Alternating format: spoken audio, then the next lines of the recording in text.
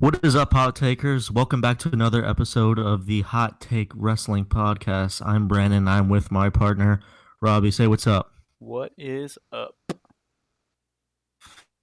And today, we're giving you our recap of Monday Night Raw.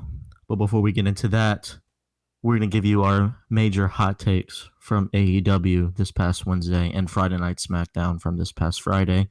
But before we get into that, like always,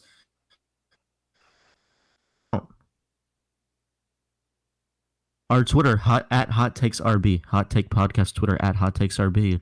Last Monday, I said I wanted 50 followers by this Monday, and boy, did we break that. We now have 110 followers as of right now. Damn. I feel amazing that we're growing on Twitter and people are responding to our polls and liking our tweets. It just feels awesome. So thanks for going follow at Hot Takes RB, at Hot Takes RB. So, any thoughts, any shout out to the Twitter followers out there, Robbie? No. Just if you like what we're doing, tell people about it, please. Tell everyone. Tell your mom, your dad, your grandma, your uncle, your sister. Fucking tell your girlfriend. I don't care. Tell everybody. Tell Anyone everybody about who's a fan of wrestling, please share. Anyway, let's get into it. Robbie, take it away with the hot takes from AEW this past Wednesday. it. All right. So on AEW, we're not gonna do full grades or where do we go from here or anything. We're just gonna kind of go over what happened. With like some very minor opinions. So AEW is a pretty decent show. Actually, we had some good matches go on. We had Jericho on commentary, which Jericho is actually on commentary for the foreseeable future because AEW has actually recorded enough shows for months ahead of time. They have things planned months ahead of time, and Jericho is on commentary for almost every single show, which is amazing. However, every single show they recorded a bunch of shows with the same roster, so it's probably gonna get stale at some point. But regardless, the fact that AEW is able to do that, just get like round of applause to Cody and everybody around AEW because that's fucking awesome. WWE definitely could not do that. It was just last week they created a new tag team because they don't have anybody else in the tag team division. So like yeah, but like Ricochet and Cedric Alexander were not supposed to be a tag team. They are now because they have nobody else to tag team. Whatever. Anyway, so AEW opened with Jake the Snake Roberts. Basically told Cody, "We want you to win. We want to see you at the end." Him and we, of course, being Jake the Snake Roberts and Lance Archer. Lance Archer beat Alan Angles in a squash match. Whatever. Britt Baker took on Hikaru Sheeta. Britt Baker is fucking amazing. I love Britt Baker. Adam Cole is a very lucky man. She is she's still green in the ring, but definitely put on a showcase here that I think she's going to be top of the women's division at some point. Hikaru Shida is obviously the best woman in the AEW women's division, and she's taking on Nyla Rose more than likely at some point. I don't see her landing that title, but whatever. I don't know who's going to take the title off Nyla Rose. Hopefully someone worthy. Hikaru Shida, in my opinion, is not. Britt Baker could be, but she needs to get better at the in-ring skill. We had a Kenny Omega and Michael Nakazawa segment and tag team match between them and the Best Friends that I did not care about, and I don't think anybody cared about. It was very comedy-esque and just supposed to be a fun time. I was not a big fan of it, and it went too long in my opinion, and I would have much rather watched our main event, which was Cody versus Shawn Spears in a great fucking TV match for the TNT Championship tournament, in which Cody won and will go on to face either Darby Allin or Sammy Guevara. I'm looking forward to that a lot, and I'm looking forward to this Wednesday as well, as because we get Jake Hager versus John Moxley in a no holds barred empty arena match for the AEW Championship. I'm probably gonna actually watch AEW over NXT this week live Well, too, because I agree. I'm more interested in that than whatever they got going on NXT. So yeah, Speaking of NXT, before I get into my Friday night SmackDown recap, good. By the way, great job recapping that, Robbie. Great job. We held a Twitter poll I said who won Wednesday Night Wrestling, NXT or AEW? 86% said NXT and 14% said AEW. Of Why do you think that course, is? absolutely NXT won um, that week. I also forgot some things from the AEW show, and just now I'm realizing I go back to my notes. AEW, I mean NXT definitely won that week. They had the great classic match between Gargano and Ciampa. That was really the only thing that took the cake. I think if the women's ladder match was in front of a crowd, that could have been one of the best NXT shows, weekly television wise, I've ever seen. Period. But some things that I missed because I completely forgot. Brody Lee had a backstage segment. Brody Lee is the next big thing on AEW. I think he fits so well into the Dark Order role. And of course, we had, I don't know how I could possibly forget about Matt Hardy, one of the most hilarious segments I've ever seen Matt Hardy take part in. It was fucking hilarious, in which he called out Chris Jericho and challenged him to an elite deletion at the Hardy compound. Now, whether or not that happens this week, next week, the week after that, or 5 months from now, we don't know. But I hope that it's later rather than sooner, because I think they're going to try to go with the cinematic route, and I already feel like I've been overexposed to the cinematic matches. I've seen three. I saw three in 1 week. I do not want to see another one, probably for the rest of the year, if I'm going to be completely honest. I think they should save those for the right occasion. Matt Hardy is the right occasion, but Matt Hardy versus Chris Jericho does not have the build nor the backing for me to care about a cinematic match between the two. So, if you want to build it up till next year, that's cool. Do it next year, but no time soon. Over to Brandon for Friday night garbage. Go ahead, bro. The hottest takes in sports entertainment from Robbie right there.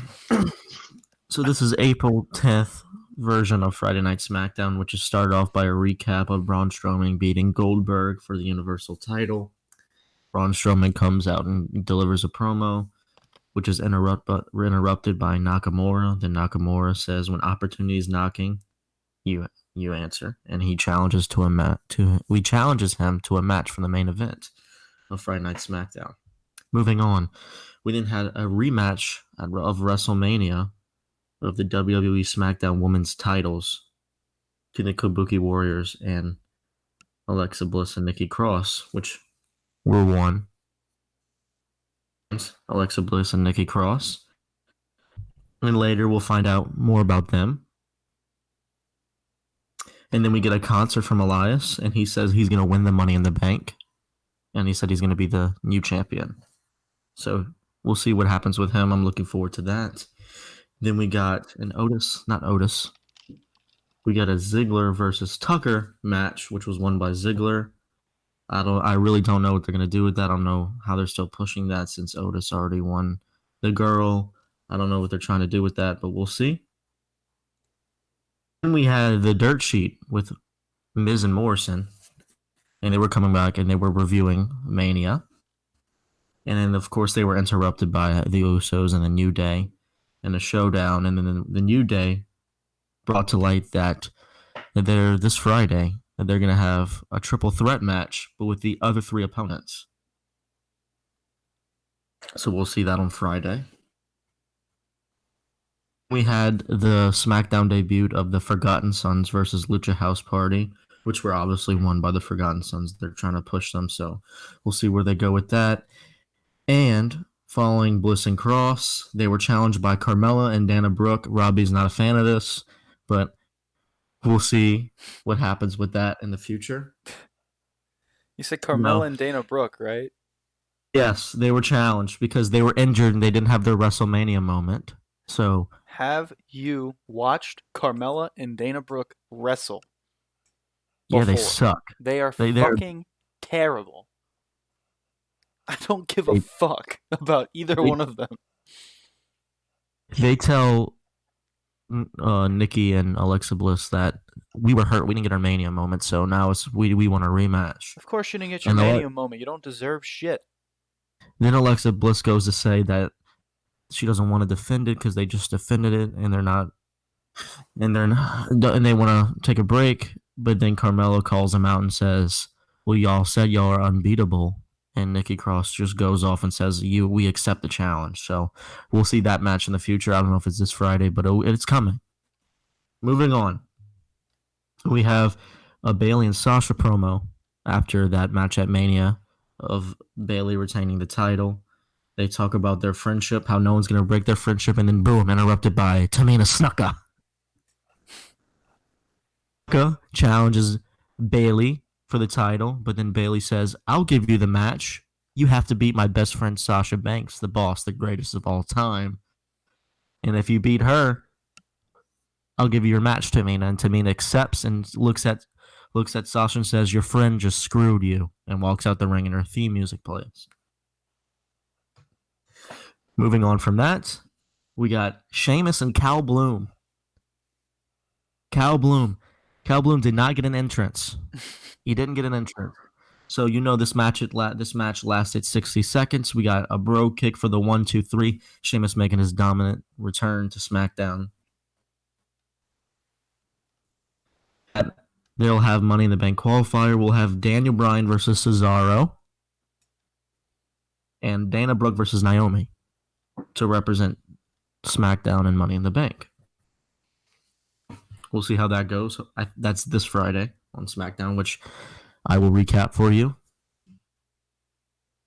Then we had the main event, Braun Strowman versus Nakamura. Braun Strowman absolutely dominating this match. He won with a running power slam just in a similar way he did against Goldberg in WrestleMania. And at the end, he's holding his title and his theme music is playing. And then it's interrupted by Bray Wyatt's Firefly Funhouse theme. He said he brought him into this world. He has to take him out, and he challenges him for the title because he wants that title back because he took him in and he wants to take him out. And Braun Strowman says he's ready to let him in whenever he wants. And then that's how the show ended. Our Twitter at Hot Takes RB, we said of Bray Wyatt, the Fiend, challenging Braun Strowman for the Universal title. Yes, let him in. Or no, get these hands. 82% said yes, let him in. And 18% said no, get these hands. Any thoughts on that, Robbie? Yeah. Do you want my opinion? Are you asking me what my opinion is? Yeah, just talk about it. I completely understand why people want to see Bray beat Braun. I want to see Bray beat Braun. But thing is that they are booking themselves into a corner. And what I mean by that is it does not matter who wins this match. Everyone in this match is going to get buried at some point unless they don't do what I'm about to say. So what's going to happen is Bray is going to beat Braun. Braun is a transitional champion, and I think we all know that. It's very obvious. They had the Firefly Funhouse match to basically kind of reintroduce you to Bray Wyatt and give you a new sense of what the Fiend is going to be. Because everyone knew the Fiend was sinister and dark, but not to the extent that it was showcased in the Firefly Funhouse match, right? So with that, we were introduced to the Fiend in a more sinister way, and I think he's definitely going to take the title off of Braun. Now, the thing is that there's absolutely 0 people on that roster. 0 that are going to go up against Bray as a babyface and provide a credible challenger. 0. 0. Except, in Vince McMahon's eyes, Roman Reigns. Roman Reigns will beat Bray Wyatt for the Universal Championship, and Goldberg will be dead, Braun Strowman will be dead, and The Fiend will die a third fucking death. And Bray Wyatt will go back to being, like he always has been, a fucking loser. Because his name is not Roman Reigns. Wow. The hottest takes in sports entertainment. That was amazing. Great opinion. Big opinion. We'll see if that holds up. So let's just get into it. Monday Night Raw. April 13th.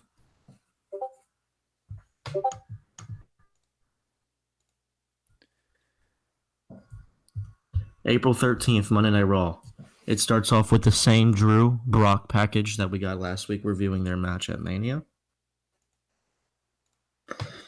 Show starts off with McIntyre coming into the ring, and then we find out that Jerry the King Lawler That's good. That was good. A new voice behind the table. So I Wait, did enjoyed you it. just say Jerry the King Lawler is good? I like him. I Oh think my God. All right, we'll talk about it. I mean he's one of the best commentators of all time. I completely disagree. We'll talk about it. Anyway, Jerry the King Lawler says Drew's win is the biggest in WWE history, which is controversial, but a cool statement from the King. And then we have Drew McIntyre in the ring, and he looks at the hard camera and he thanks the WWE Universe for his extreme support that he's received over the past few days since his victory. He makes sure to states that he beat Brock in 5 minutes. He makes sure that he beat Brock in 5 minutes, and then beat Big Show right 20 minutes after. They actually show the recap of him and the Big Show, and Drew was like commentating over the match, which is really cool. So I thought that was funny. He says Big Show made a big mistake. Move when he tried to get the right hand and then finish him with a claymore. He takes a shot at Brock, says he's a different kind of champ, and that he will show up every week and defend to anyone who deserve it. Then we hear Andrade's music and calls Andrade the real champion of Raw. You know, like she does, running her mouth. And then they bring up NXT, which was really cool about how Andrade gave him the injury that to the bicep and put him up for 6 months at NXT. And Andrade was new NXT champion and took it off Drew, which was a really cool throwback. I don't know if you saw that part, but that was really cool. McIntyre.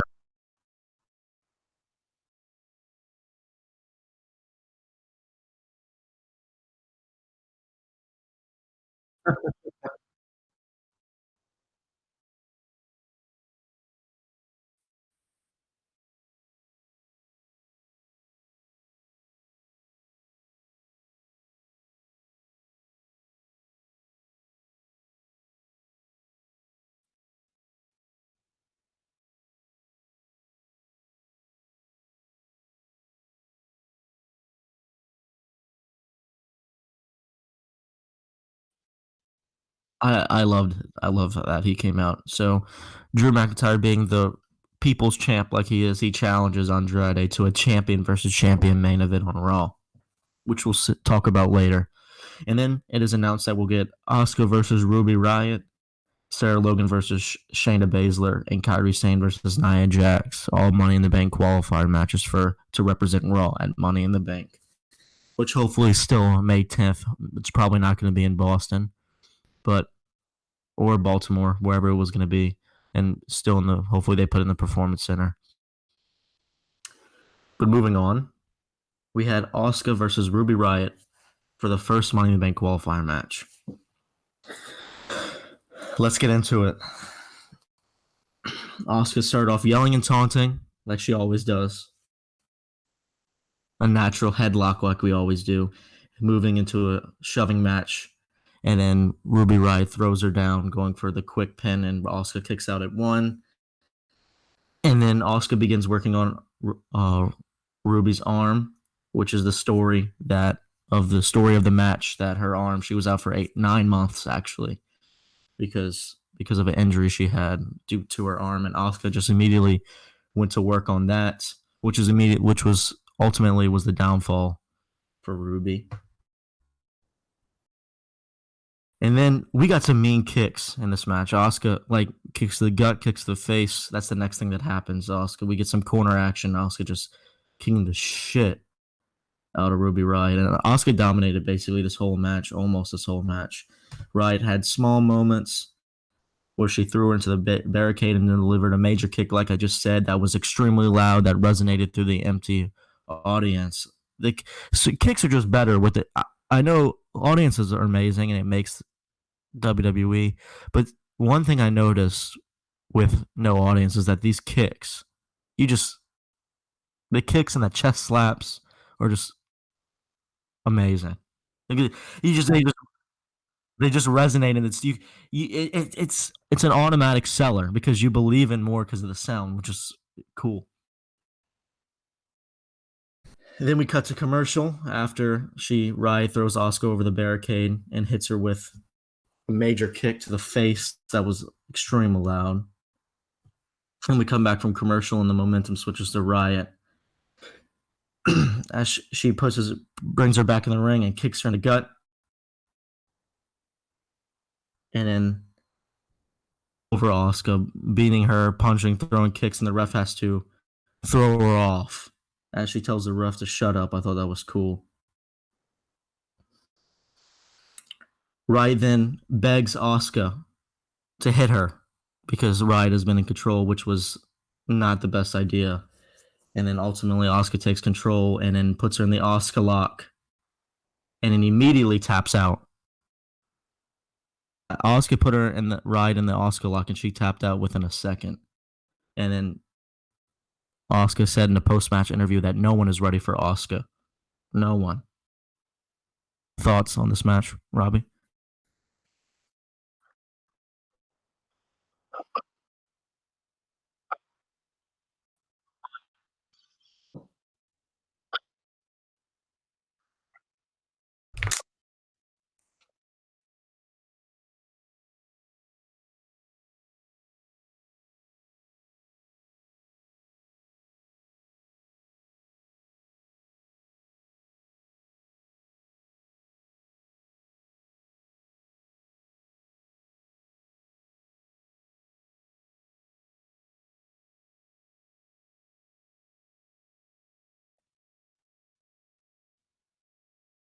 That would be good booking. That would be some good booking right there. I would like to see that.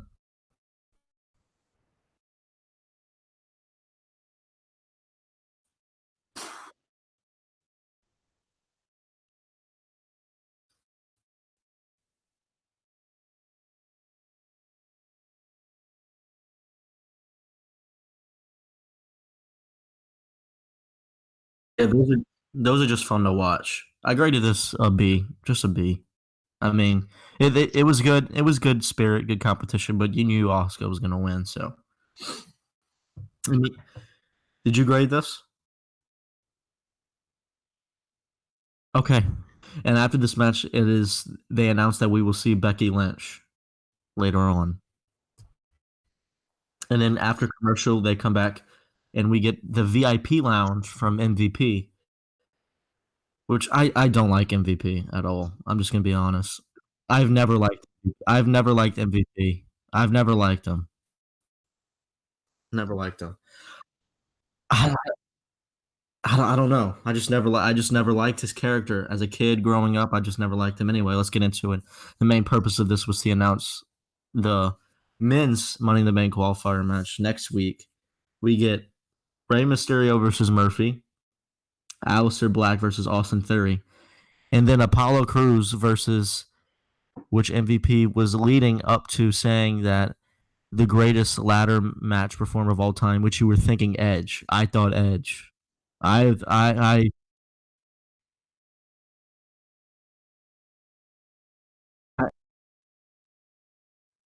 knew it wasn't gonna be Jeff Hardy because, like you said, he was on SmackDown. But I mean, I thought that's where they were going because they're predictable sometimes. I was like, this is Edge, and wow. And he says MVP. That blew. I didn't like that.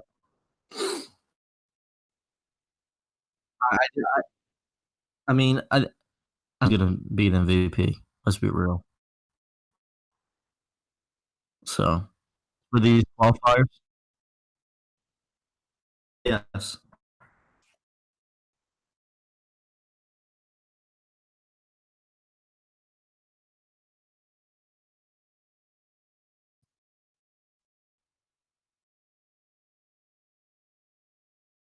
Maybe they're trying. Maybe the point of him wrestling Apollo Crews is to push Apollo Crews and make him look good. I don't know. That's just my first thought. It was the last second draft. It was the last second draft. The draft pick was about to expire.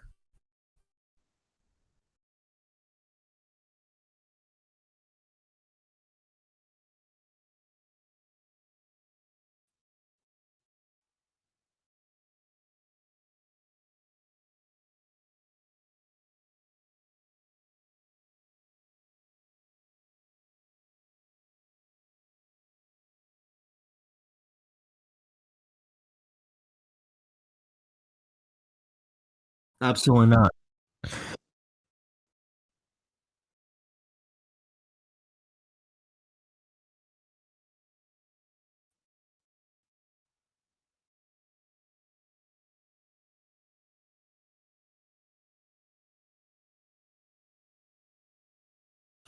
So Rey Mysterio.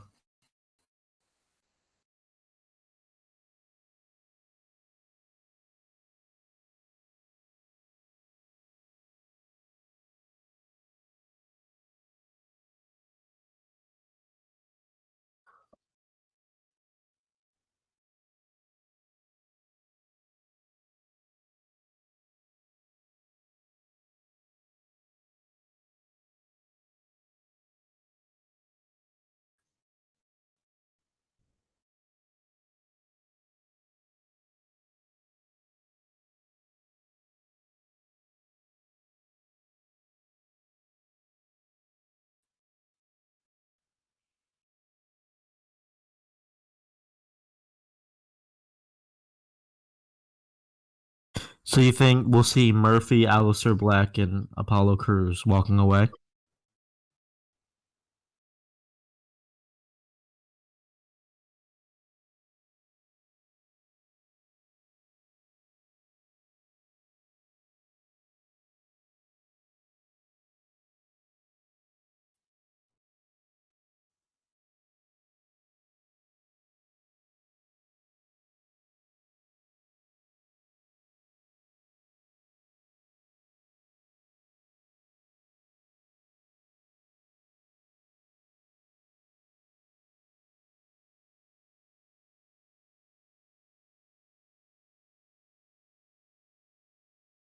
Oh yeah. Oh yeah, I agree.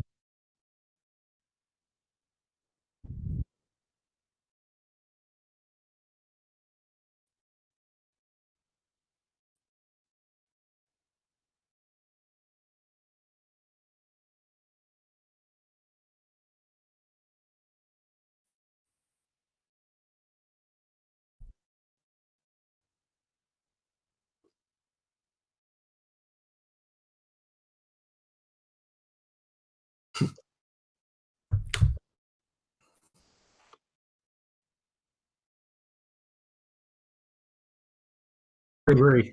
I do think Alistair Black versus Austin Theory, that'll be must watch on Raw next week. Must watch. I'm very excited to see that match because that's the only one that's not predictable. Talking about Alistair,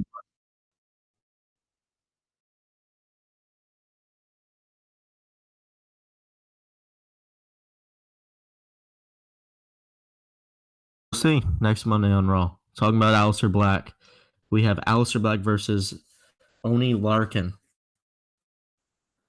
Biggest shock of the night for me. Um, my first initial thought was if you think Black is losing, stop it. Stop it. We get actually a good match. Um, Oni Larkin actually put in some offense and actually got a few pin attempts against Alistair Black, which we'll get into. So this match started off with some technical action in the middle of the ring. We see Black showing off his agility with a moonsault off the ropes, and then of course with his feet footwork, which is his staple to Alistair Black. His character, I mean, he's a the way he jabs with his feet is unlike any other. I mean, the dude's a beast. And then we see Larkin locking in a Boston Crab that looked good. I mean, Larkin was actually competing, and I was surprised. And then an armbar, multiple submissions from Larkin. I mean, but after that, we get Alistair Black reversing the Boston Crab in the armbar and delivering some vicious chest slaps to Larkin.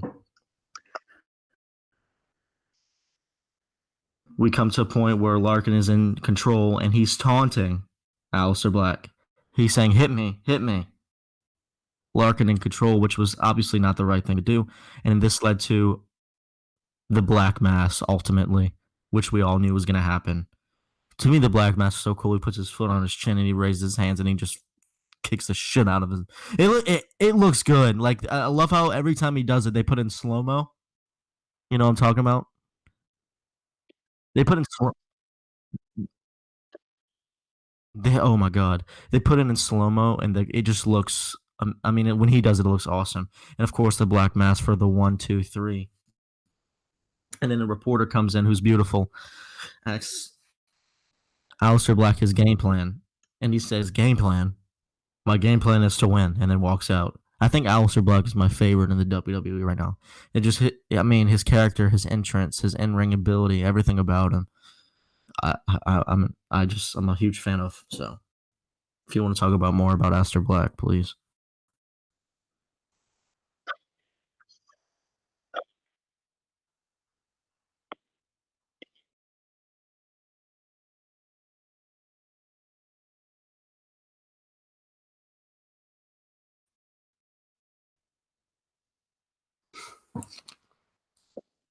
Told me that, so that I mean that makes a lot of sense. So,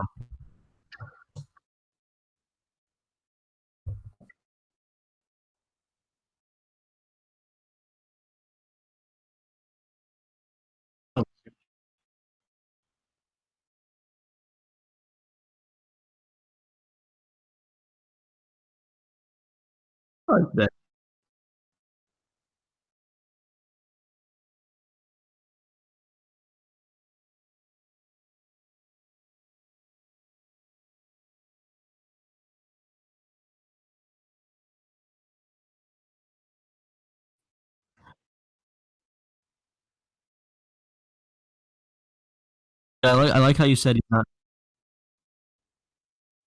I like how you said he's not a jobber. He enhances. He's like an enhancer. Like that's his job.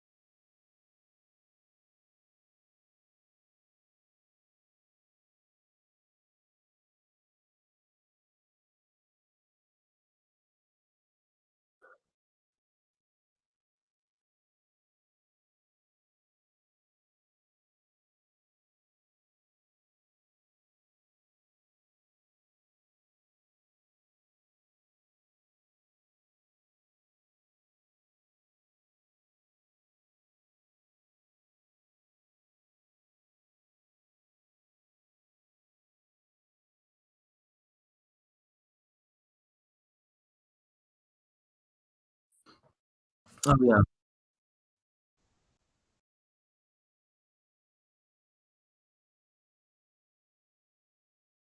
Oh yeah, I agree, and I love what they're doing with Alistair Black. Because here's what I thought about. I haven't seen anyone kick out of the Black Mass, and no one kicks out of the Black Mass. So when he gets that first big match in a pay per view where like a title's on the line, and he hits like a like one of the money guys with a Black Mass, and they kick out for the first time, it's gonna be such a good moment. You know what I'm saying? So like when someone kicks out, like when when a big superstar, when he's in a title match or something like that, and they kick out of that, it's gonna be, if there's a crowd, it's gonna be like. So I think they're setting. I mean, they're building him perfectly. This match was to push him for next week to give him momentum for the qualifier against Austin Theory.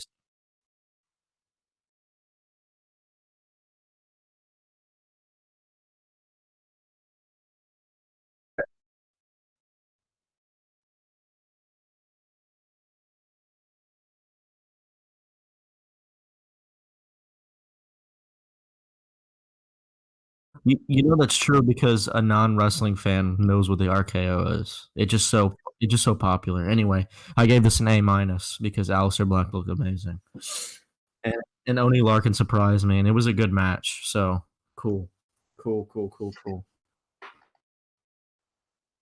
Dude,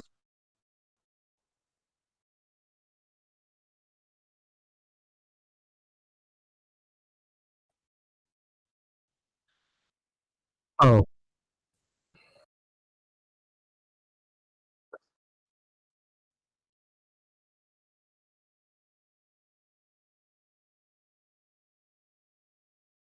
he's gonna. He'll. We'll get into Drew Mac. We'll get into Drew. We'll get into Drew. But yeah.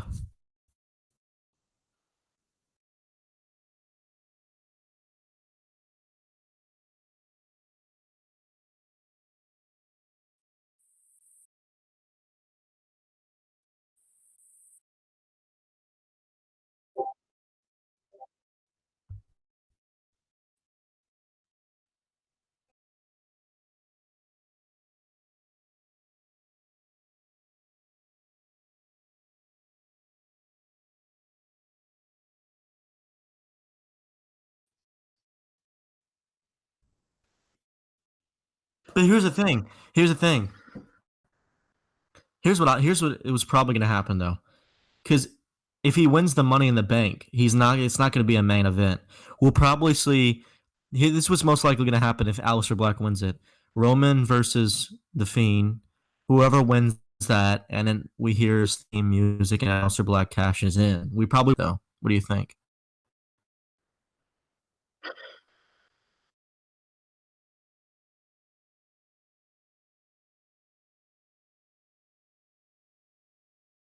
I agree.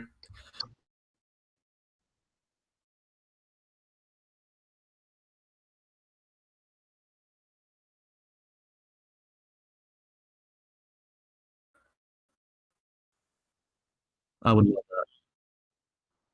love that. He'd pull like a John Cena and be like, "I'm not going to do that stupid stuff where you cash in after a match. I want an actual match." So that'd be cool.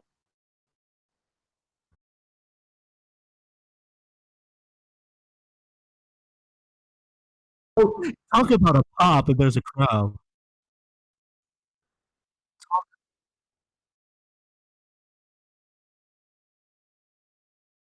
Talk about a pop.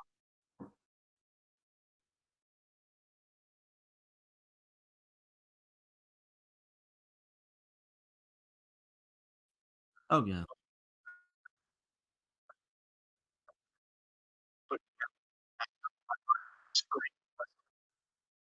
Oh my! I'm excited now because I would the amount of money I'd pay to see that. That would just and Alistair Black winning. Talk about the pop if we'd see the lights go out and him delivering a black mass, dude. They boo Roman Reigns so bad. So when they see that, they just go crazy for Alistair Black. I mean, that'd just be phenomenal. That'd be rooting for him.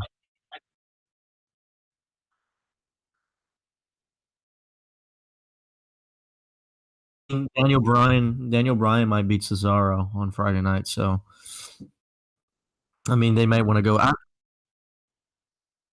About that Friday and see who wins that. But I'm definitely rooting for Alistair Black to win this whole thing, and hopefully they push him forward. I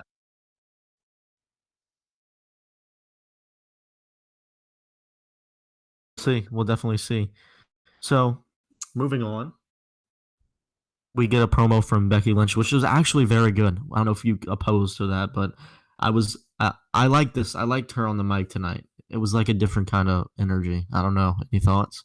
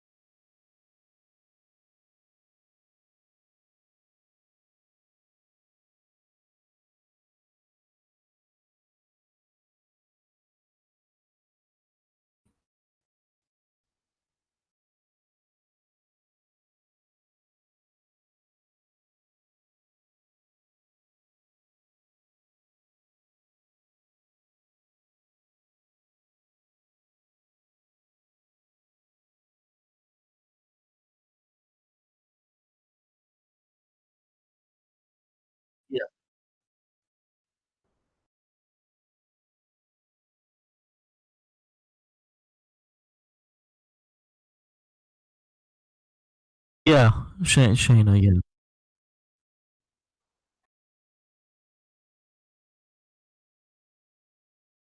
Well, we'll cover that. But Lynch calls Baszler a bully, as that's like you said, she's ready to face anyone who wins the match. So she's ready at all times. So yeah, I thought this was a good promo. After this, we get a Zelena backstage promo, and then Charlie asks Andrade and Selena Vega if they're worried about Drew or if they have any game plan. And Zelina says that's stupid. And the last time Andrade squared off against him, they dethroned him, so they are ready. And then they just rambled about that. I wasn't a big fan of this one, but it was they were basically repeating themselves what they said in the beginning of the show. I don't know if you disagree or agree, but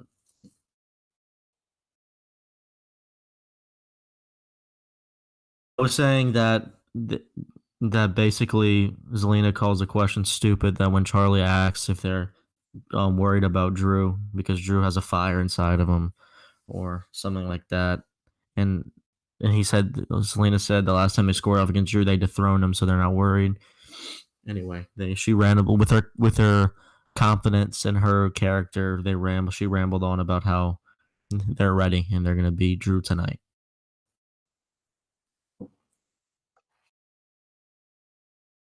Moving on, we had Sarah Logan versus Shayna Baszler for the second match of the Money in the Bank qualifier tonight on Raw. I thought the coolest thing about this was before the match. I mean, Sarah Logan does her entrance, and right before Shayna Baszler's music hits, the interviewer comes up to Baszler and asks her to comment on the Ronda Rousey comments made on Twitter towards the WWE universe and towards the WWE being fake, and how the fans are stupid or whatever's calling it in shorter terms. And Shayna Baszler just stares. I like this. She just stared at the reporter, didn't even answer, didn't even flinch, just stared and walked away. I love that. What'd you think about that?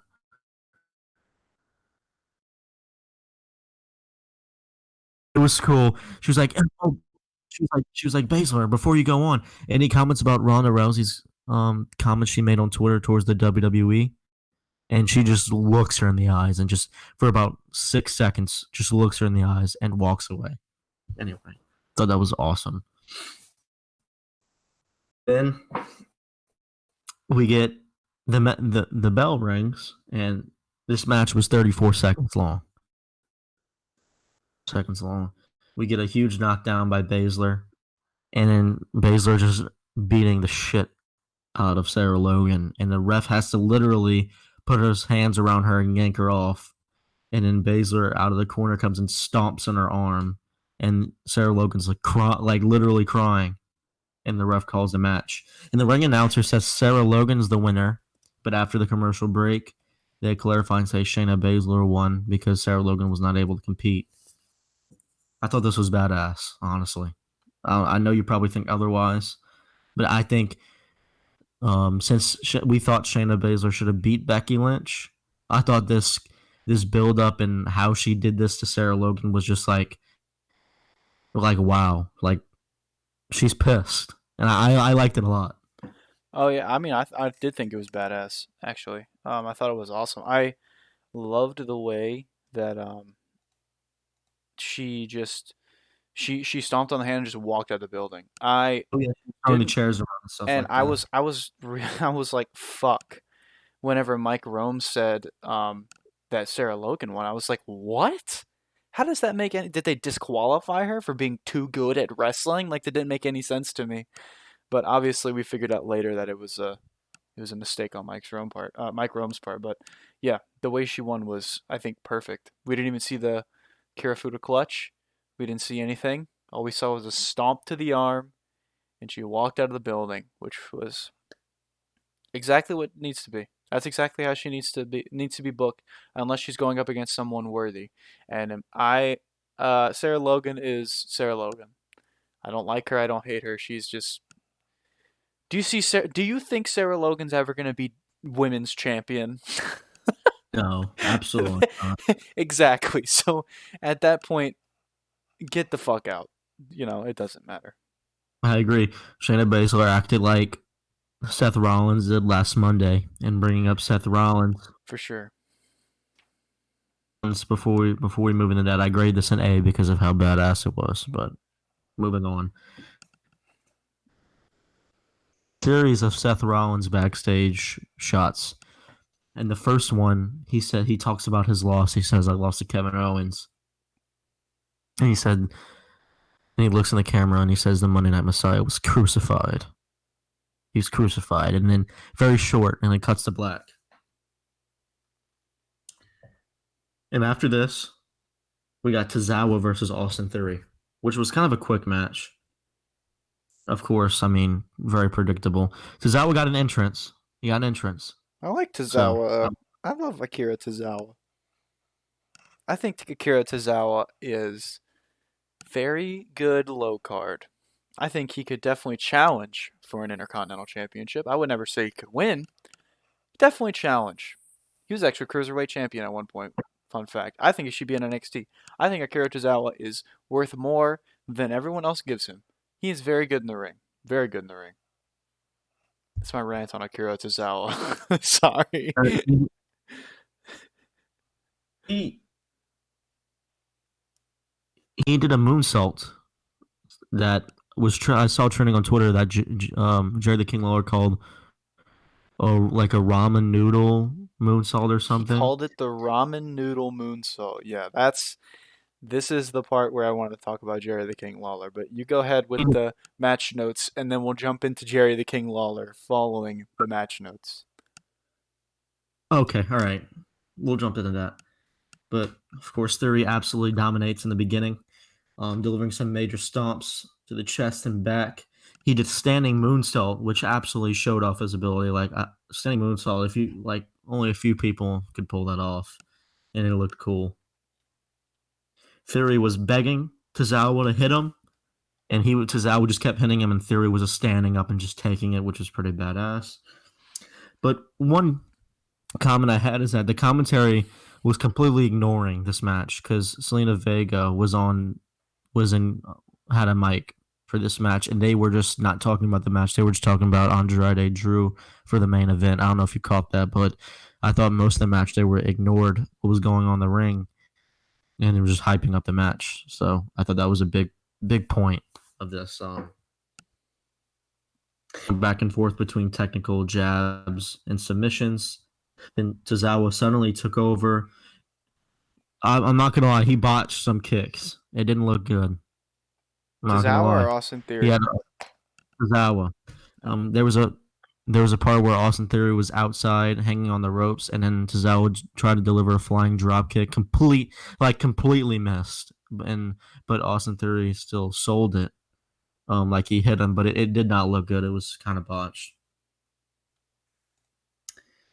But then delivered the ramen noodle moonsault off the steps to over the barricade to Austin Theory. Then Tozawa dragged in the ring and delivers a submission I've never seen called the octopus. I thought that was cool. It was just the fucking. It was Um, the thing that AJ Lee used to do. That's all it was. yeah, but when they called it the octopus, I was like, all right, all right. They're just trying to make it as their own thing. I guess they don't want to talk about AJ Lee because she shit on the WWE. She did, but that's that's another conversation. Anyway, so the octopus is reversed by Austin Theory, and he delivers the ATL, which is called the Austin Theory launch for the 1-2-3.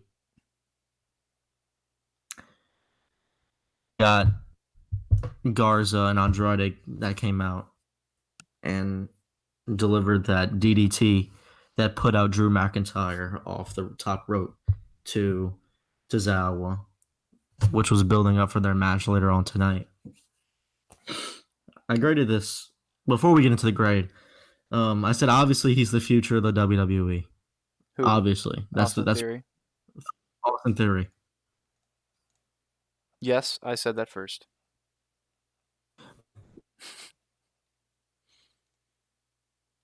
John Cena. I didn't know, but seeing this guy in the ring, I mean, the way he sells, the way he competes, his athleticism, his agility, he's the future. I agree. Yeah, but any thoughts on this match, or you want me to just say the grade and you want to move on? Any thoughts? No, you hit it with the Austin Theory is definitely the future. I have thoughts on what happened after the match though. Oh Um, yeah, you want to talk about Jr. Not Jr. Jerry the oh King yeah, Lawler. and Jerry the King Lawler. Yeah, I don't know how you can. I am not one to. I don't know. I understand Jerry the King Lawler is supposed to be a heel, but what he said on commentary was ridiculous and no need to be said. And it would be different if it was like a. It actually wouldn't. It wouldn't be different if it was like a Nigel McGuinness or a Mauro Ranallo because it would have been completely uncalled for. But those guys don't say things like that because they are not demented old men that don't know what the fuck they're saying anymore. They are Are you completely talking about the aware. ramen noodle? Huh? Yeah, I'm talking about the Ramen Noodle Moonsault. Okay. They're completely aware of everything that they're saying. Jerry the King Lawler had his heyday when he was with JR and the booth in a two-man booth. Jerry the King Lawler does not need to be on WWE television commentating wrestling, commentating Monday Night Raw. He doesn't. I guarantee you, if you ask Jerry the King Lawler the names of 50% of the WWE roster, he could not even name five of them.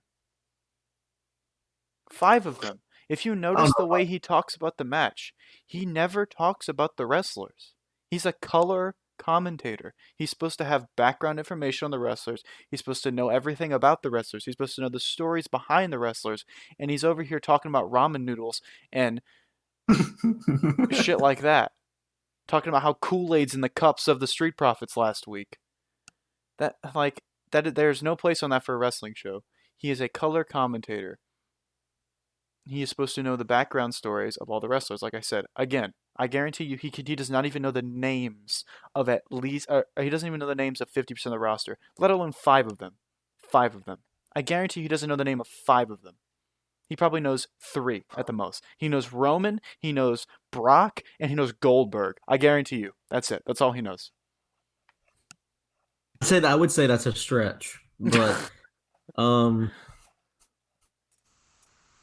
he says some. I mean, some of the comments he makes are, I mean, uncalled for. But I think he brings that to me that old school voice. I don't know. It's just my opinion. Like when he's on the mic, I feel like I get like the old Raw that the other commentators don't bring. But yeah, I mean, I agree that maybe he's not the most up to date or says not the best stuff, but I don't know. I feel like his energy and stuff that and his like voice, I mean, it brings a different feel to the match that the others don't. I don't know if you completely disagree with that, but that's just how I feel about it.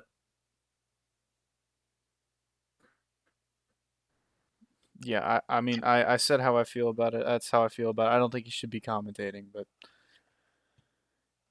whatever. Anyway, that's the thoughts about the hot takes about Jerry the King Lawler. Anyway, I gave this match a C plus. C plus. We already knew how this was gonna go down. Pretty predictable. I didn't think Tozawa looked that good. I thought he messed up a little bit.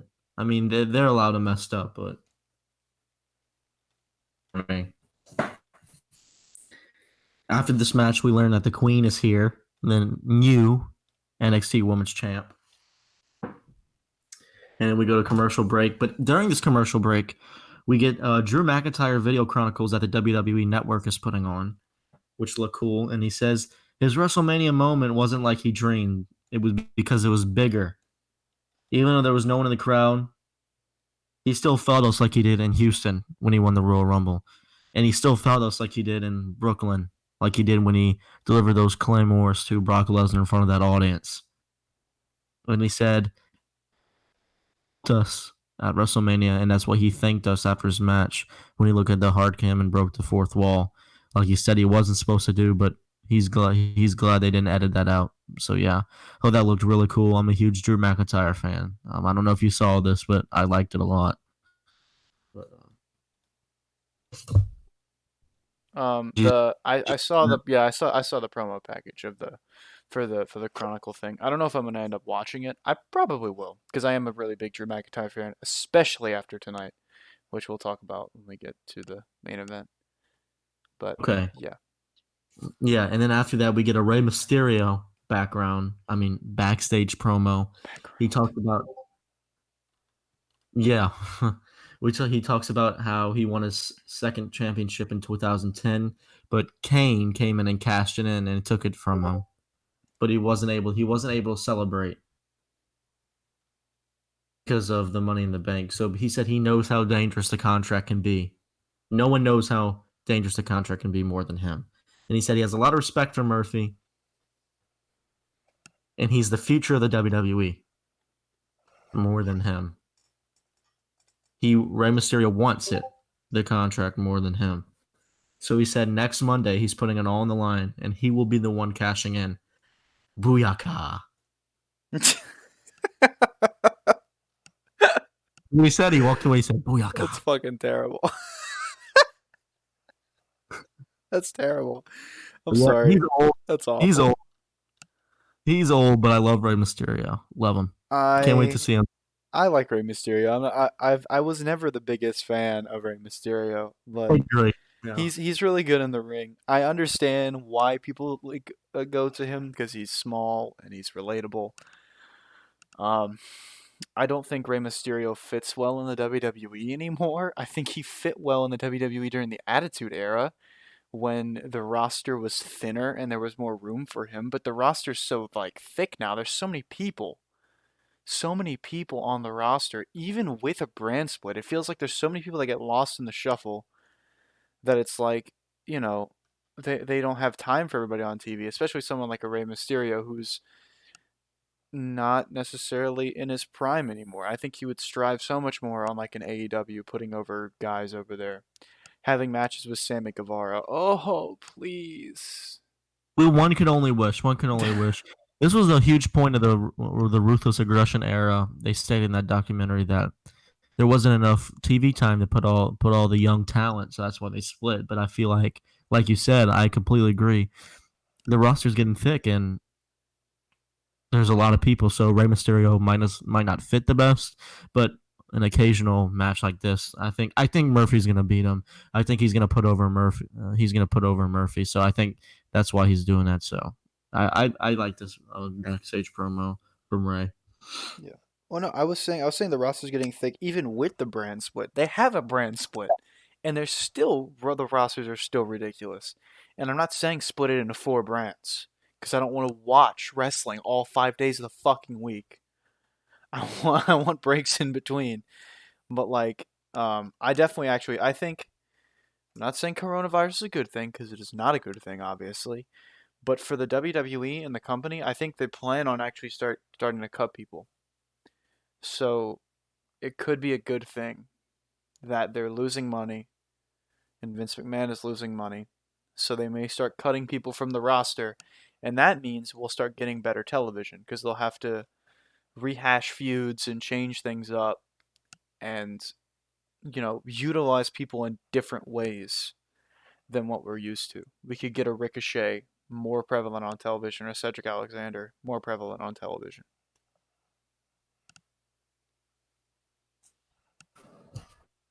Perfect. Then after this, we get Seth Rollins again.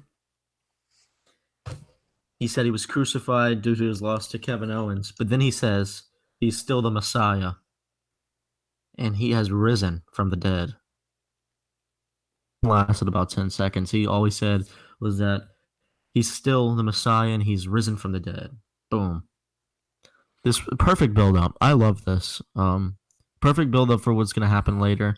We still have one more Seth Rollins backstage thing, but we'll get into that when that time comes. But after this, we had Garza versus Tahuti Miles. Tahuti Miles. Amazing, man. Tahuti Miles. Love that. Did not have an entrance. Of course not. Started off with a drop kick in the air by Garza, and the commentators were slobbing on his knob. God, that looked amazing, and it looked good. It looked good. And after that, he's on the ground after delivering some blows to Hootie, and he rips off his pants, and he looks at the camera and the hard cam and speaks Spanish. I didn't understand a word he said, but something very passionate. He was very passionate when he was speaking in Spanish. So very cool. He flips Miles over in the corner, and kicks him in the gut running from the other corner. Then we see Garza setting up Tahuti for the wing clipper, which looked pretty cool. Basically, Tahuti had his legs wrapped around Garza's back, and Garza had his arms wrapped around Tahuti's back and just dropped them on his ass. Basically. And that was for the 1, for the 2, for the 3. And then after that, we had the same thing that happened earlier for Theory's match. We had Andrade and Theory come out and deliver the same DDT to Tahuti. Again, the same DDT that put Drew McIntyre out. So building that even more, which they were building this matchup. I talk about this. I'd like to hear you talk about this more, but they were definitely building this Drew Andrade match throughout the whole show with this, like, with them coming out and delivering that DDT to those jobbers, which I loved. I Yeah, thought that was they were cool. building up that corner DDT that he actually injured Drew with the first time, which was interesting to me. I don't know. I don't know what it was about the show. It was like they had a story that they wanted to go with, and they started the show with it and they ended the show with it. So they did a good job of that. They definitely did a good job of building up Andrade, and certainly made me excited for where they're going with Angel Garza and Austin Theory, because in case you didn't know, Andrade is dating Charlotte Flair. Charlotte Flair is absolutely, in Vince McMahon's eyes, the gem of the WWE. This guy thinks Charlotte Flair is the face of the company, the best thing to ever happen to wrestling, and Andrade is dating her. So, to keep Charlotte happy, he's going to give Andrade pushes. He's going to give him what he wants. And the fact that he's putting Angel Garza and Austin Theory together with this guy in the U.S. Championship, and they're both interacting with the WWE Championship, that gives me very high hopes. It was like I don't know how to describe their faction that they created tonight, but it was interesting. It was like the Dark Triangle from AEW, but less cool. Because Dark Triangle's fucking awesome. Mm. Because they're just a lot darker, a lot meaner. I think WWE likes to tread the line between babyface and heel, and these guys could certainly they're definitely heels right now, but when the time comes, they could certainly turn babyface. And I think that's where the money is more so than the heel side of them, in my opinion, because I think Angel Garza is Eddie Guerrero reincarnated.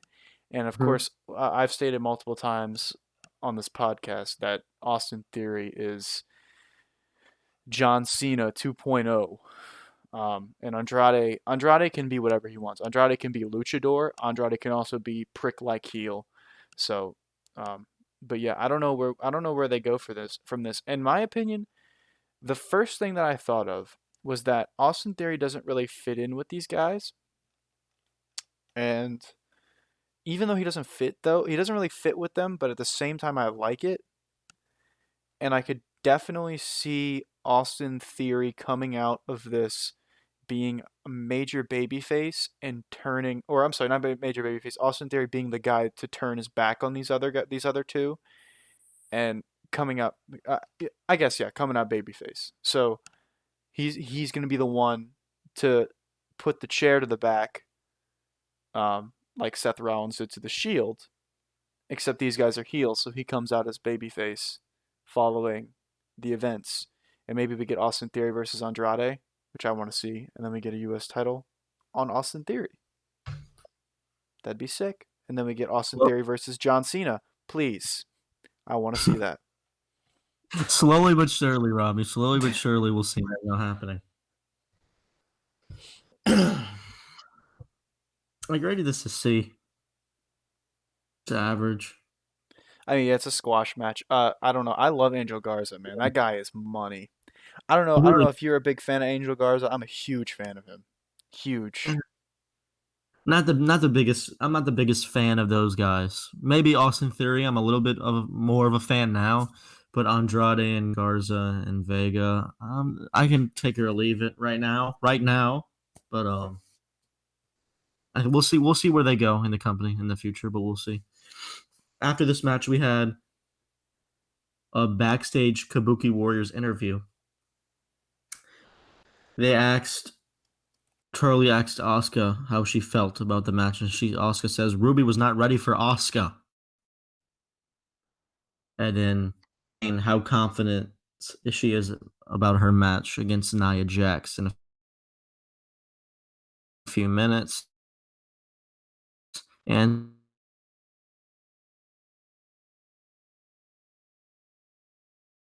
she laughs. So kind of dumb.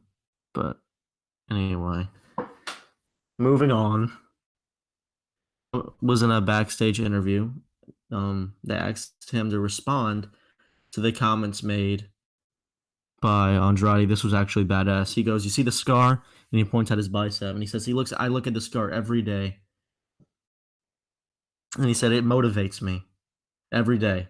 And he said he's going to hurt Andrade. And he said he is going to get Claymored. He is going to get Claymored. And he says, and if Andrade is out for 6 months, so be it. And walks away. I was very happy with that. Drew McIntyre is the ultimate badass, dude. The dude's cool. Oh my god.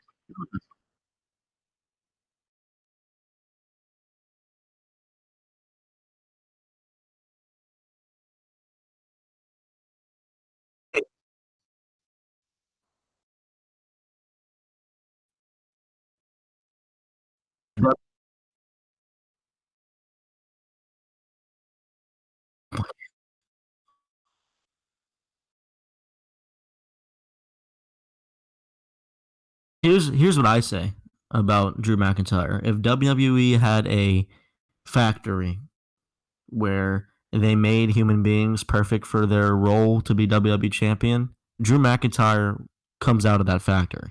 Like that's that's he just fits it perfectly, like perfectly.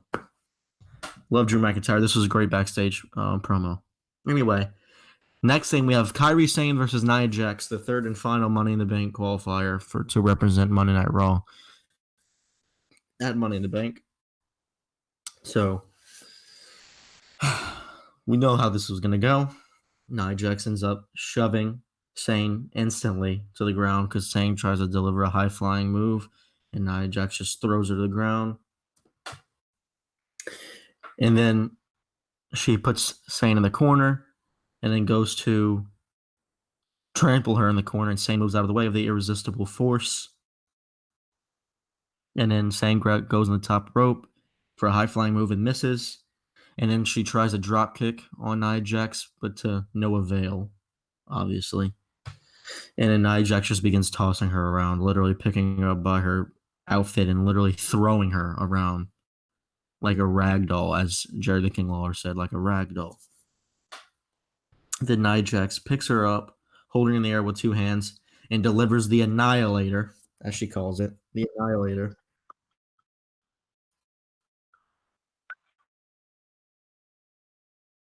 Bobby Lashley's Dominator and Nia Jax Annihilator for the one.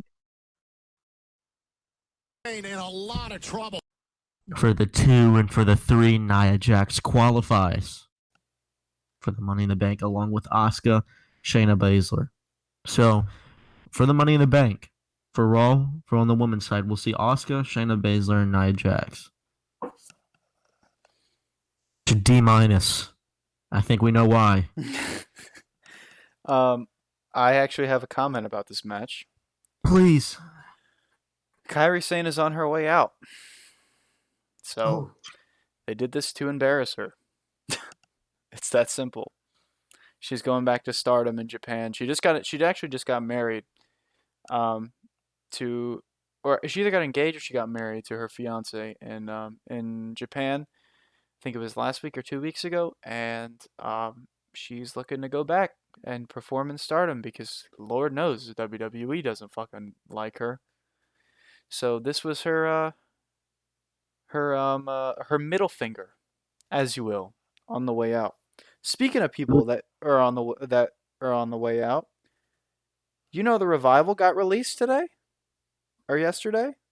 Yeah, the Revival got released the other day. Yeah, That was awesome. That's awesome. probably. They're probably.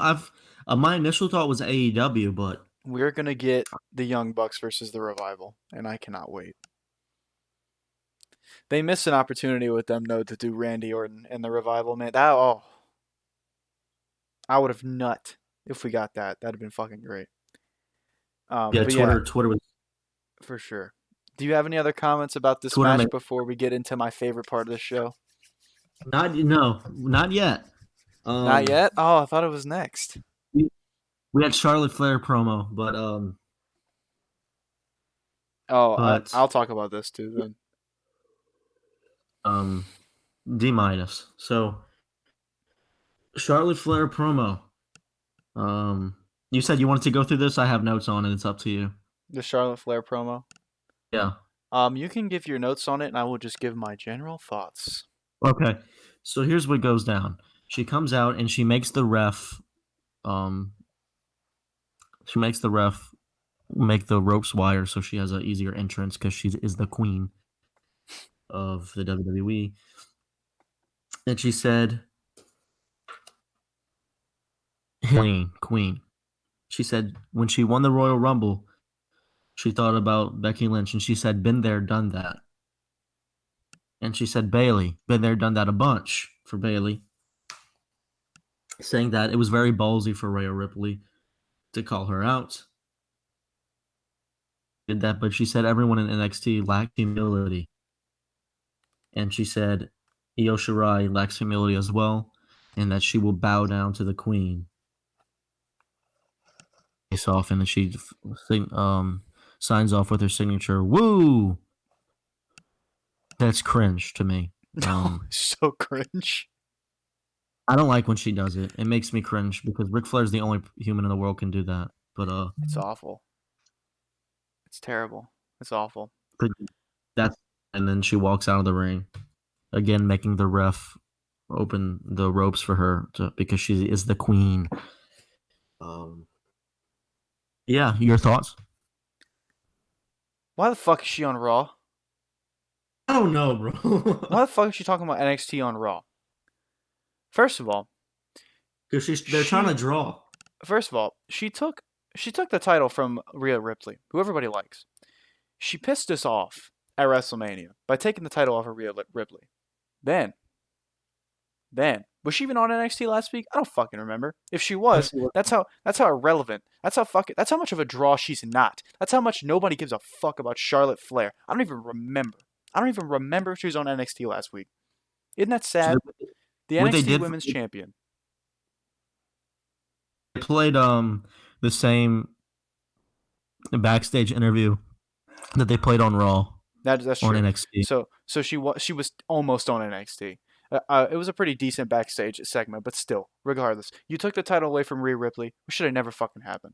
Then you show up on Raw with the NXT. Let me rephrase that. NXT Women's Championship, and you're on fucking Raw. What is the point of having another brand if the brands can just cross promote and you can bring the titles over? That doesn't make any fucking sense. The only titles that should be cross promotional are the Raw and SmackDown Women's Championship should be combined, and the Raw and SmackDown Tag Team Championship should be combined too. But that's a rant for a different day. We're talking about NXT. NXT is its own separate entity.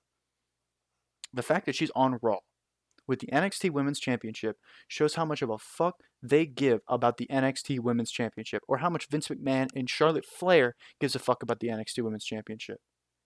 Let me let you in on a little story about Charlotte Flair. She is the most entitled WWE superstar in the company. She told Vince McMahon she did not want to lay down for Rhea Ripley because there's a greater story to be told. She told Vince McMahon that if Rhea Ripley beats the bad guy the first time, then there's no greater story to be told. I completely agree with that statement. Completely agree with that statement. However, she should have never even been placed in that position in the first place. Rhea Ripley is an NXT superstar. Charlotte Flair is a Monday Night Raw superstar. They have nothing to do with each other. What story is there to tell? There is no story for you to tell. Nothing. She should have never even been in the fucking Rumble match to begin with. Or if she was, she should have been eliminated by Shayna Baszler. That is bullshit. There is no story to tell. The fact that you are so goddamn entitled, you don't want to lay down for someone who is way better than you. Way fucking better than you. Way better than you. Every woman that comes out of NXT is better than Charlotte Flair. And guess what? They get fucking buried on the main roster. Why? Because Vince McMahon doesn't want them to seem like they're better than Charlotte Flair. Same thing with every male talent that comes out of NXT. They get buried on the main roster. Ricochet. Why is he buried? He's not. He's better than Roman Reigns. Why is Cedric Alexander buried? He's better than Roman Reigns. Bray Wyatt, buried because he's better than Roman Reigns. Everybody but Roman and Charlotte Flair gets buried because they are not seen in the eyes of Vince McMahon as the guy or the woman. Okay. Nailed it. Hey. You just killed it. You just killed it. That's what people listen for. The hottest takes sports entertainment. Robbie, that was beautiful. Thank you. We need that every time. Thank you for that. Oh, man. Anyway, I think that's going to sum it up. We'll leave it off right there for Charlotte Flair. Thank you for that, Robbie. Now we're getting into your favorite part, which you want to get fired up even more for this part. But No, before I'm not. This doesn't piss me off as much as Charlotte Flair does. Before you get into that, I want to say Jerry the King Lawler, as Bobby Lashley was entering, says he has been waiting for this all night. I know you wanted to talk about this match, but I had to say that because I don't know if you were going to say that or not. But before you get into it, I want to say that Jerry the King Lawler said, "Oh, I've been waiting for this all night." That's fucking... Oh, man, that's awesome. Who did Bobby Lashley fight tonight? No way, Jose. Oh, there we go. You're right. Didn't get an entrance. He did not. He did not. So we got the walking fucking trash can, Bobby Lashley, taking on the walking fucking perm. No way, Jose, man. I'm dead serious. I tweeted out right before we did this podcast. I tweeted out and I said, Bobby Lashley. I'm sorry, I did not say Bobby Lashley. I said Bobby Trashley. Bobby Trashley might be the worst member of the WWE roster. Oh my God. I don't even think we need to go over this match. I think it's pretty basic, pretty simple, because they're furthering this awful fucking storyline with Lana that is maybe the worst thing on WWE television. The worst thing. It's awful. But I mean, he speared this guy one time and it was over. If you care about Bobby Lashley, this guy comes out. His music is generic as fuck. It sounds like his entrance looks like something you could created in WWE 2K20. This guy's WWE 2K20 character is more interesting than the fucking real Bobby Lashley. Like, he has a better moveset in the game than he does in fucking real life. He is less of a charisma vacuum when I create a rivalry in universe mode between him and No Way Jose than he does in fucking real life. This guy is a walking charisma vacuum. Oh my God. It's ridiculous. Are we talk about the main part of this match? Is that Lana was yelling and he goes up to her outside the ring and says, "Shut the hell up." That was This awful. amazing. This storyline that they're trying to hell up. In the end, it's going to end to Rusev coming back, and we all know it. We all know Rusev's coming back, and we all know that Rusev's going to take Lana back, and that's going to be the end of it. And hopefully Bobby Lashley fucking disappears. The only match that I may be interested in seeing Bobby Lashley in is Bobby Lashley versus Brock Lesnar, so he can get his ass kicked. That's it. That's all I want to see. I would be interested in seeing that because both guys Both guys have MMA backgrounds and UFC backgrounds, and they used to be friends or whatever at some point. They met up in MMA, and they're coming back to WWE. They're meeting up in WWE. There's a story there to tell, and whatever. Or it doesn't matter. I would like to see that match because I think Brock Lesnar would absolutely kick his ass, and whatever. But Bobby Lashley's fucking terrible. If you're a Bobby Lashley fan, what are you doing? For real. I saw a tweet. Hold up. Let me see if I can find it. I legitimately saw a fucking tweet. About Bobby Lashley. I would love to see if I can find it. You go on ahead with the rest of the show. Unless you have something about Bobby Lashley, I'm gonna see if I can find this fucking terrible tweet. No, if you're, I would like to move on. You find that tweet though. Moving on, we had the third and the last Seth Rollins backstage interview or promo. He said, "This is all he said." He said, "To all the non-believers, I will stomp the doubt out." Again, to all the non-believers, I will stomp the doubt out. Referring to what he's going to do later on in the show, which we'll talk about. But in the next part of Raw, we had the Viking Raiders versus Cedric Alexander and Ricochet.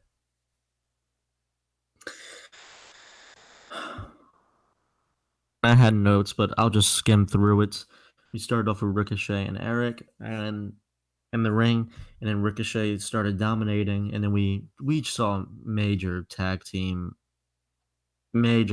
skills from Cedric Alexander and Ricochet. They look incredible together. They look incredible together. But ultimately, the Viking Raiders, they were just too big and too tough.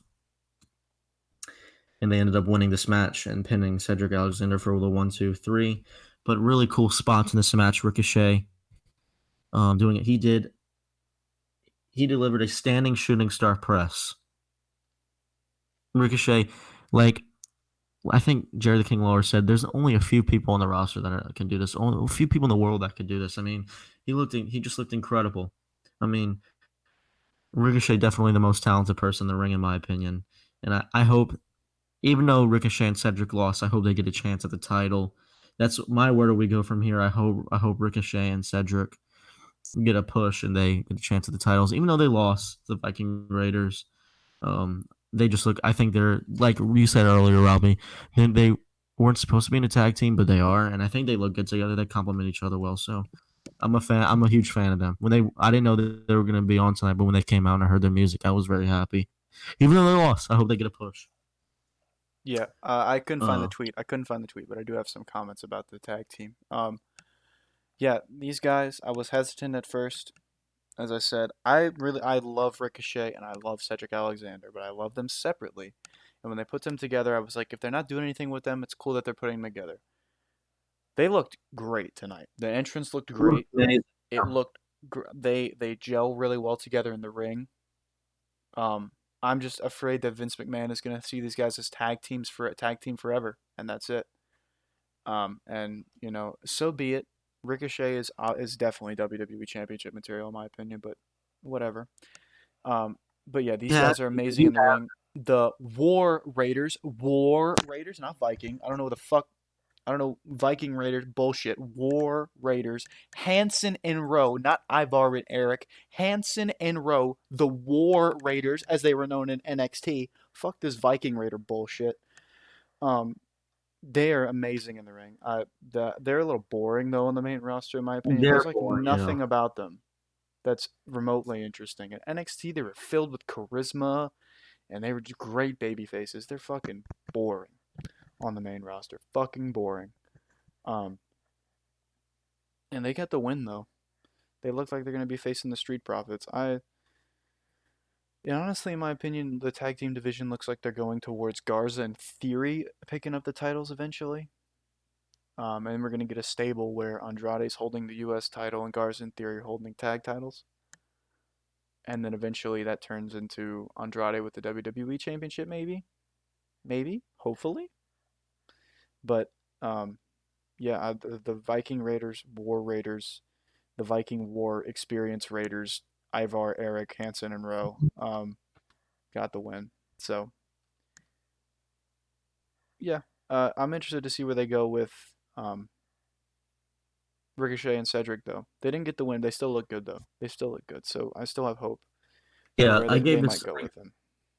I gave this a B minus just because Ricochet and Cedric looked awesome together, even though they lost. Even though the Viking Raiders are a little bit boring, I thought Cedric, Alexander, and Ricochet look good, and they have a future. Anyway, moving on, we have a Street Profits segment, and they introduce the EST of WWE.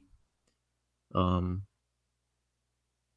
Charlie tells them that the Viking Raiders want to take the titles, and Montez says they have respect for them.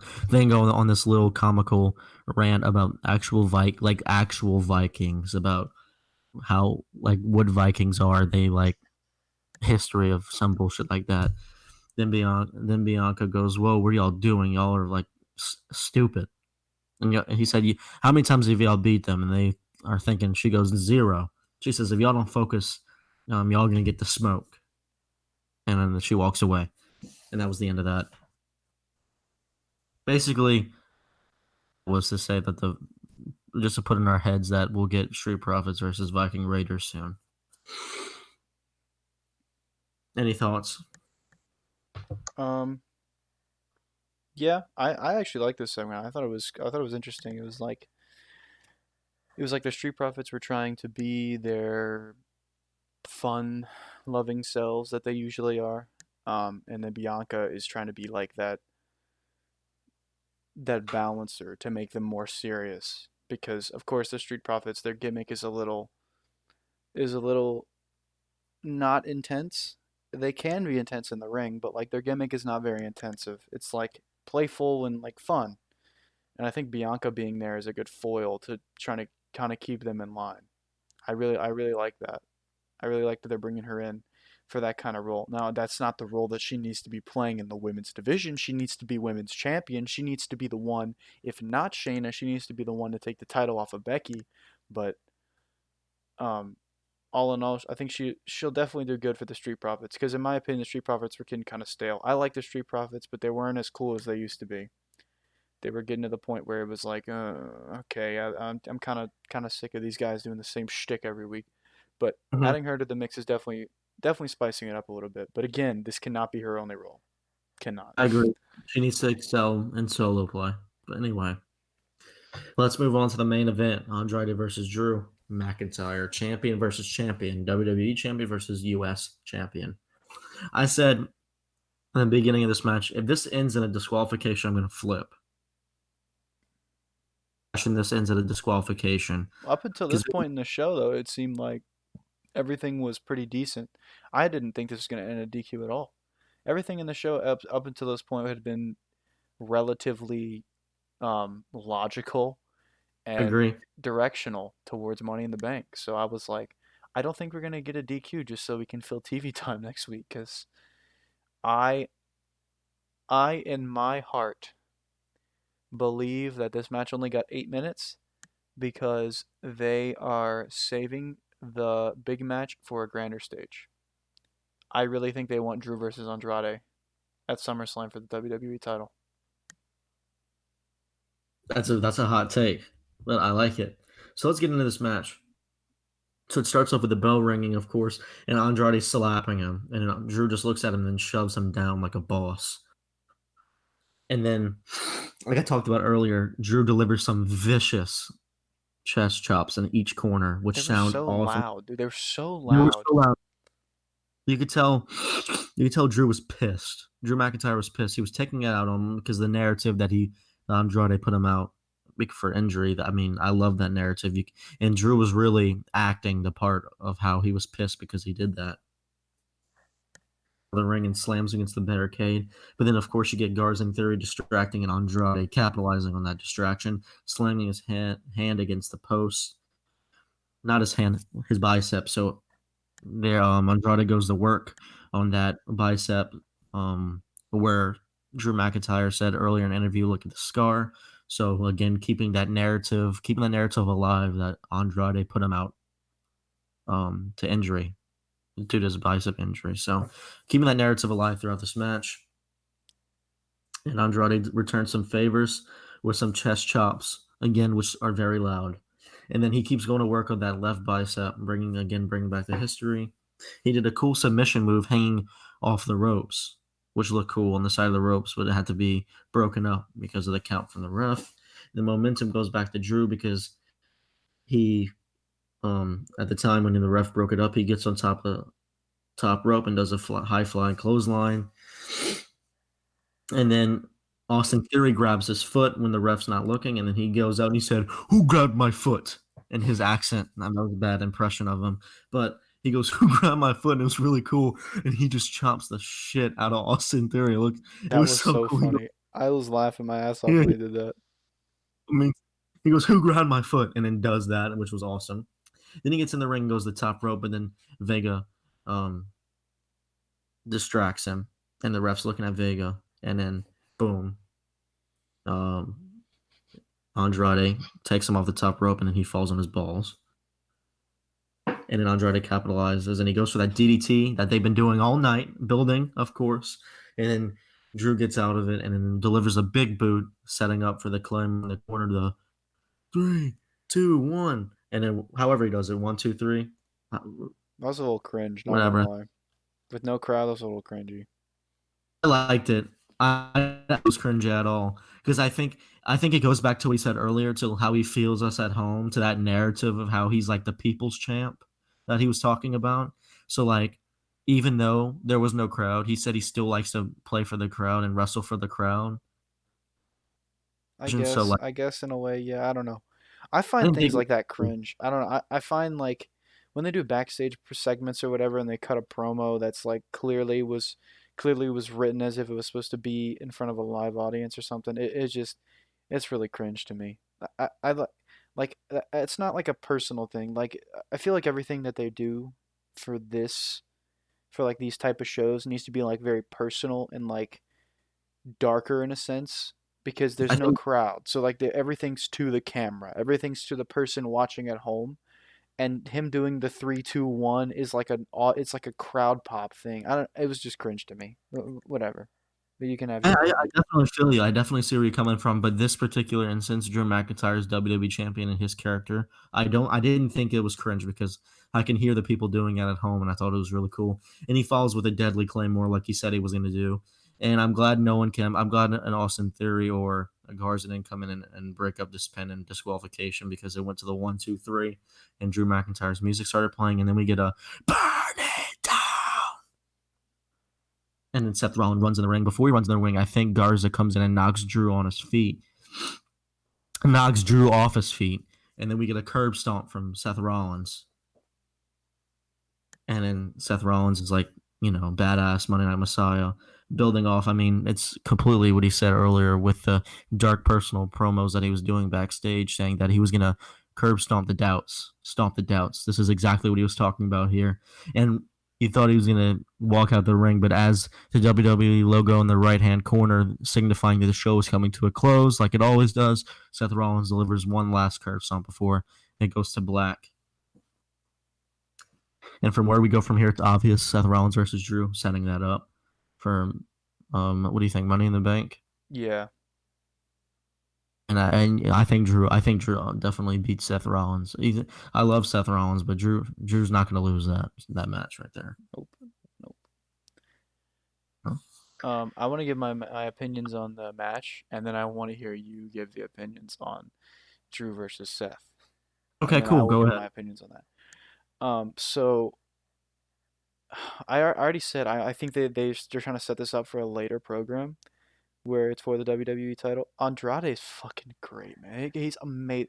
The way he sold that Claymore was awesome. He did Mhm. the backflip. I love that. I love that. He does it every time Drew hits him with the Claymore. It's great. It's like I don't know. I don't know what it is. It's like this match was only like 8 minutes. It definitely Mhm. wasn't the best match on the show. The best match on the show was the tag team match between the War Raiders and Ricochet and Cedric Alexander. But this was a close second. It was a very good match, quick but very good match. And I love seeing Andrade with Garza and Theory. I think they're going to be a big threat. I definitely think Garza and Theory become the tag team champions. I think they were looking for a stable to replace what Seth Rollins had because AOP's out. One of them tore a pec, so he's out like for 6 months. And so they just kind of ditched Buddy Murphy and the whole Messiah with his disciples idea. And so they're doing this um, with Andrade, Zelena, and whatever, and Austin Theory and Angel Garza. But yeah, these guys are all amazing in the ring. I think they're all going to face Drew at some point, honestly. But yeah, the match was fun. It was a lot of fun for me to watch. Oh, so Which actually brings me to what do you think they're gonna name this stable? Because I have no idea. No idea.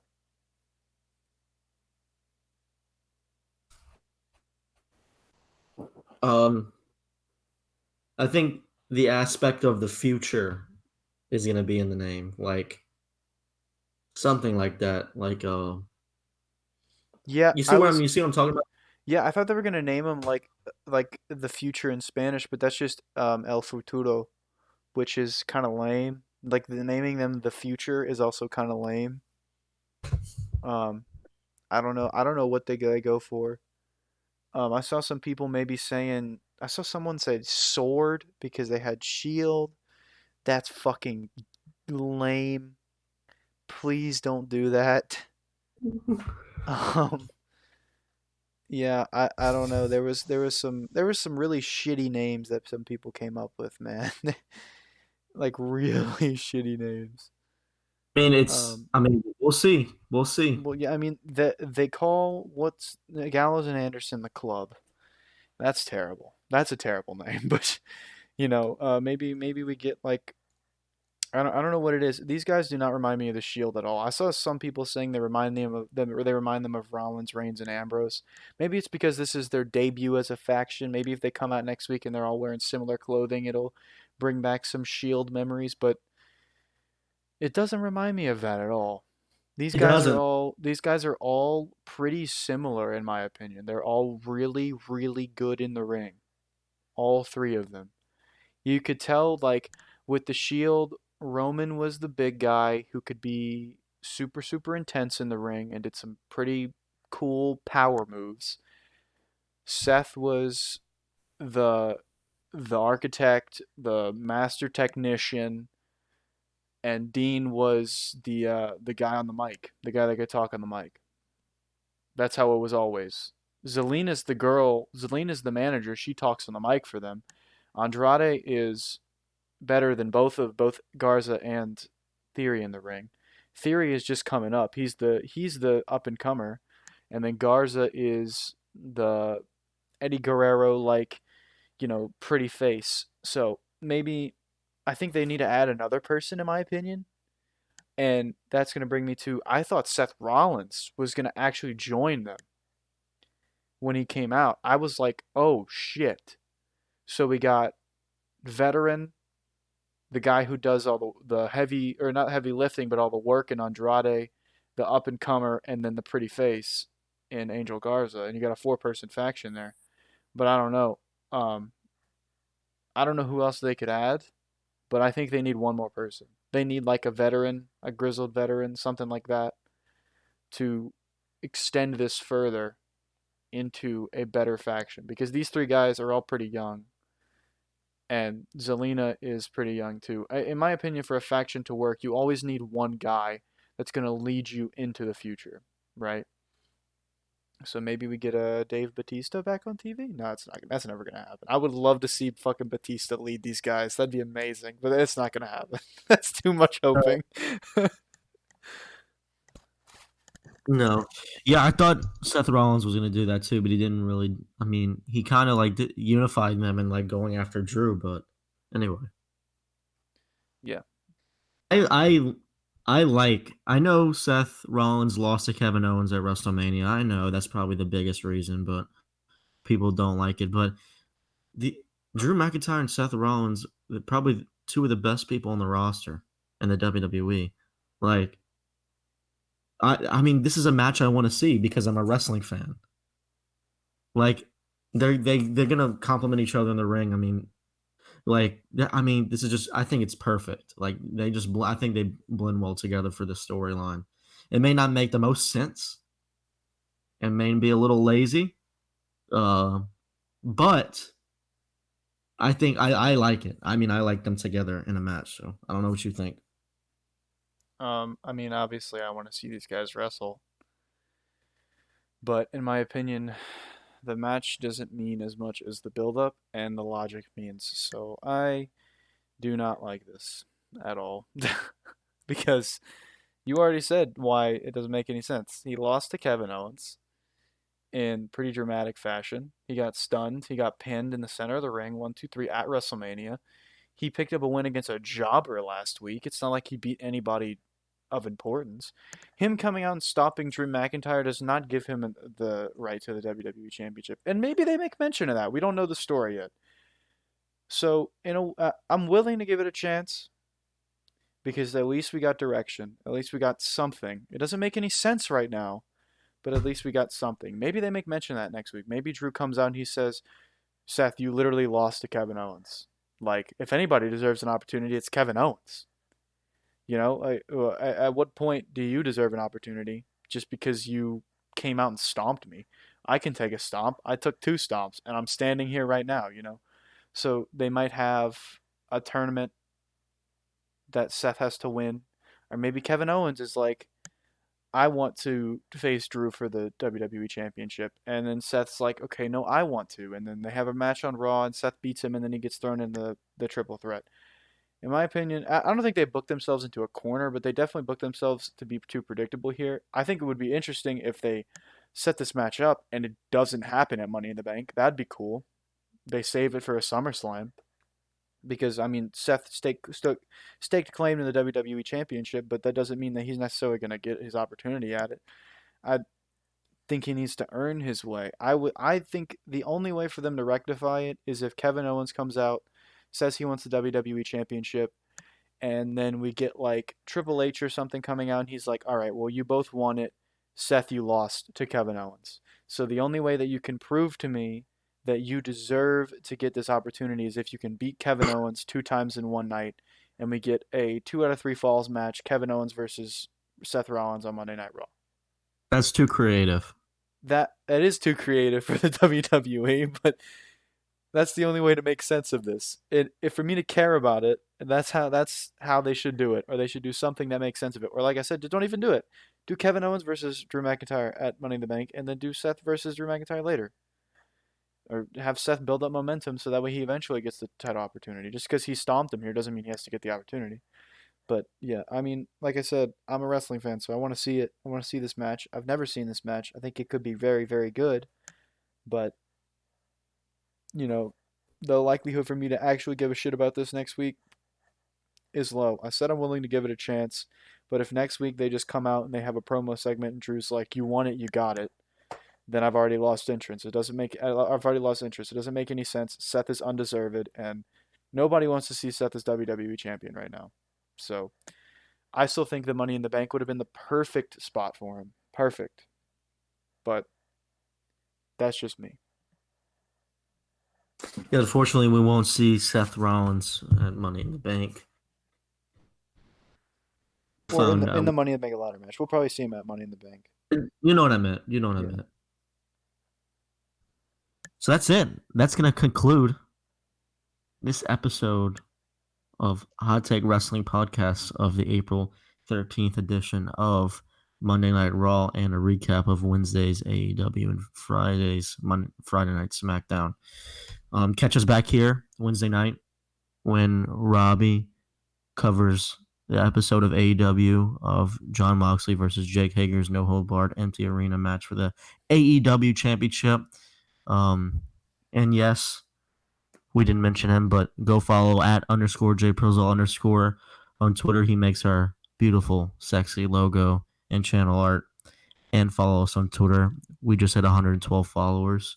Gained 2 followers this whole podcast at Hot Takes RB. At Hot Takes RB. Thank you for listening, and see you Wednesday. Robbie? Yep, I'll see you guys, or I'll be leading the charge Wednesday. We will definitely be doing AEW every week. We had some technical issues regarding AEW and some personal issues regarding Friday Night SmackDown. So those will be coming to you, barring life does not get in the way. So stay tuned. And again, tell your family, tell your kids, tell your wife, tell your grandma, tell your uncle, tell your great grandma, tell your girlfriend, tell your husband. Doesn't matter. Tell everybody if you like what we're doing here and you think we can bring you some type of entertainment while we sit inside and do nothing until hopefully April 30th. Can only hope. Yes. Make sure you tell people about us because we think we're doing something decent here. We're pretty good. So if you think we are too, tell somebody. Or if we're not, tell us. Tell us we're Please not. tell us. Leave a comment or something. Leave a comment, like, subscribe, share. Ooh, ooh, ooh. Thank you, Titus O'Neil. Man, he wasn't on the show tonight. Yeah, the host of WrestleMania wasn't on the show anyway. Thanks for listening, guys. Robbie, send us out. Yep, thanks for listening, guys. We'll see you on Wednesday. Goodbye.